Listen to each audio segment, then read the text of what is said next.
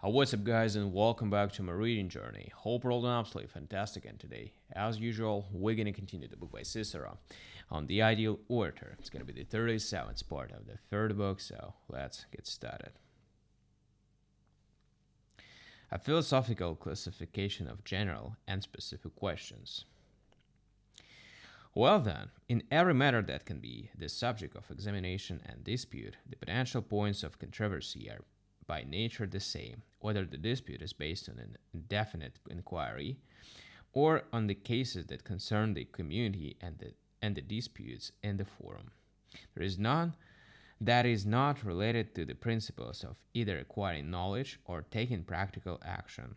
For one is either trying to acquire pure knowledge about something, for instance, whether virtue is to be pursued or for its own intrinsic value or for some advantage it offers, or one is looking for advice about practical actions, for instance, whether the wise man should engage in politics.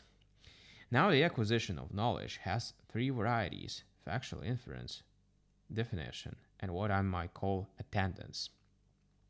When the question is what exists in something, we investigate it by means of inference. For example, whether there is wisdom in the human race. The essence of practical thing, moreover, is set out by definition. For instance, if the question is what is wisdom, and attendance is at issue when we inquire what attendant qualities a particular thing has. For example, will a good man ever lie?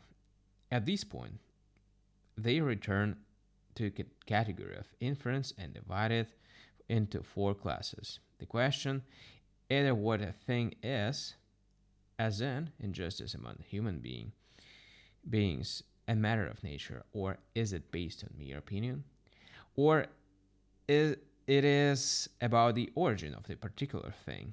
For instance, what is the source of laws and states, or about cause and reason. For example, if the question is why the most learned people disagree about most important issues, or it concerns change, as when there is a discussion about whether virtue in a person could perish or whether it could change into vice. Alright, guys. So, it was a quick part, and we're going to continue tomorrow on the next one. Thank you for joining me today in this quick reading session. See you tomorrow. Bye.